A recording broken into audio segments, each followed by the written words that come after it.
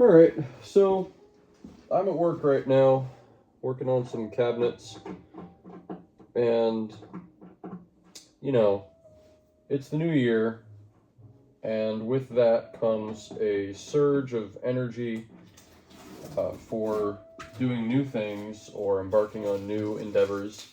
And as I talked about in my last video, a lot of that is mainly just based around the arbitrary fact that the number on our calendars have changed, and it doesn't necessarily reflect with our local ecology, which would dictate more or less what we actually do. Spring being a much more conducive season to embark on new endeavors. And forgive me for my voice right now. It's a little muffled because I've got a little bit of a cold that I'm working off of, so my sinuses are a little backed up. Makes me sound a little more nasally. But I digress. This got me thinking about how a lot of times we try and wait for the perfect opportunity to start new things. You could easily use that explanation and understanding of the new year not actually happening until the spring as justification for not actually taking action towards your goals and dreams. And depending on what it is that you're trying to do, that makes sense. Maybe it doesn't make the most sense to start a rigorous marathon training for running if you don't really have easy access to all that. But then again, you've got gyms, so I don't know. It's interesting. There's many ways of looking at it.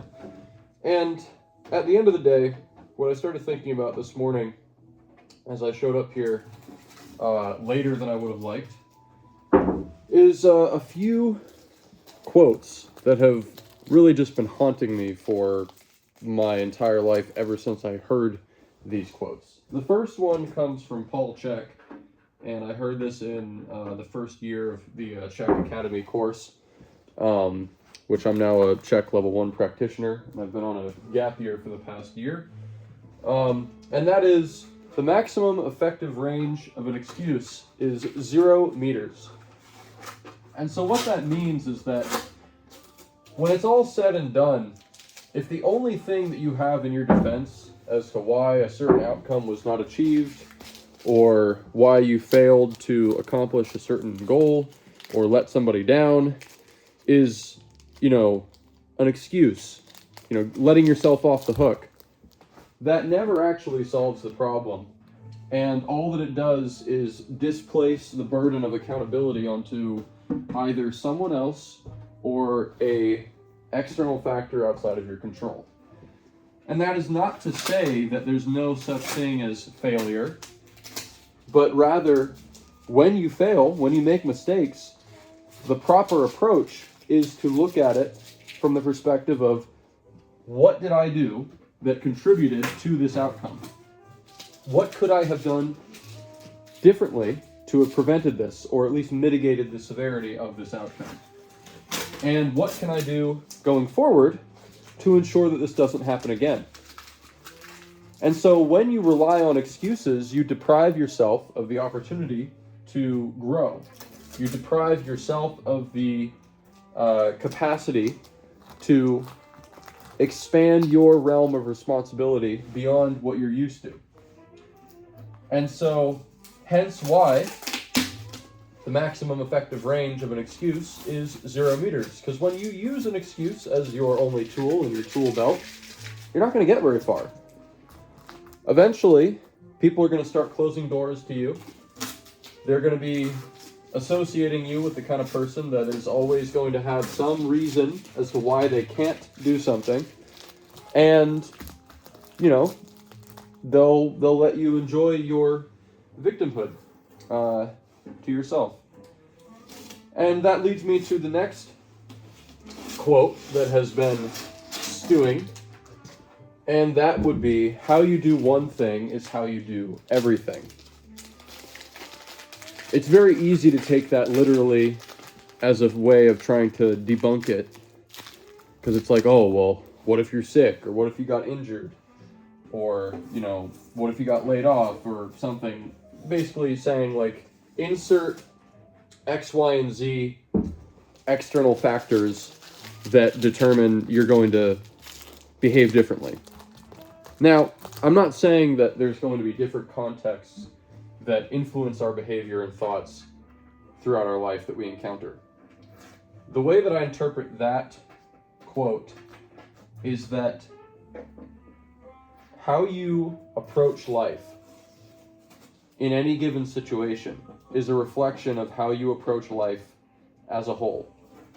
Are you the kind of person who cuts corners and, as I said earlier, makes excuses? Are you the kind of person that is a total stickler for perfectionism? Wants every little detail to be absolutely perfect, otherwise things can't proceed forward? Are you someone who just does the absolute bare minimum and gets by? Or are you someone who overtly, tells little white lies to embellish the truth and make things seem a little bit better than they actually are?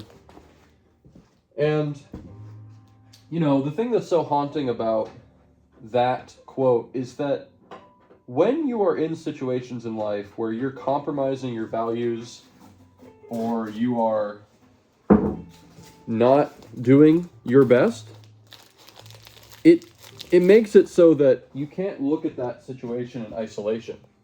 You can't help but wonder, how is this attitude affecting not just this situation, but my life as a whole?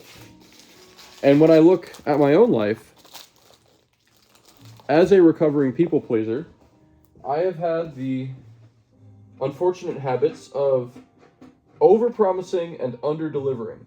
It's something that has been so ingrained in my personality that my 8th grade history teacher, when we were doing final projects, he literally pulled me aside and said, "Hey man, I know that you're really enthusiastic, you've got all these great ideas, but, you have this habit of over-promising and under-delivering, and, that's going to cause a lot of issues later on if you keep that up." He also happened to be a psychology teacher, which I had him later in senior year, and that was actually one of my favorite classes. But, he was very spot on with that articulation, as I learned early on from my dad that you always need to tell people what they want to hear, even if it doesn't necessarily align with what's actually going on. Whether you are trying to downplay your own internal suffering, or you've got, a certain deadline that is coming up that you're actually not very close to hitting. And instead of being honest about that, it's better to just tell people what they want to hear. And so the reason why I tie that all into how you do one thing is how you do everything is, if you're willing to tell these little quote-unquote white lies about various issues, then you're probably also going to be willing to lie to yourself, most importantly. And at the end of the day, if you make a habit out of lying to yourself and making excuses, then it's going to cause a lot of problems internally. And eventually you're going to find yourself, like I have over the past couple years, of being so spread thin by my own lack of integrity that I don't really know what I want anymore. It's become a lot more clear in the past year, but that's kind of just been the story of the past several years of just deconstructing a lot of beliefs and expectations that I had built upon the foundation of people pleasing and upon the foundation of making excuses and telling people what they wanted to hear. And it's brought me to a point where now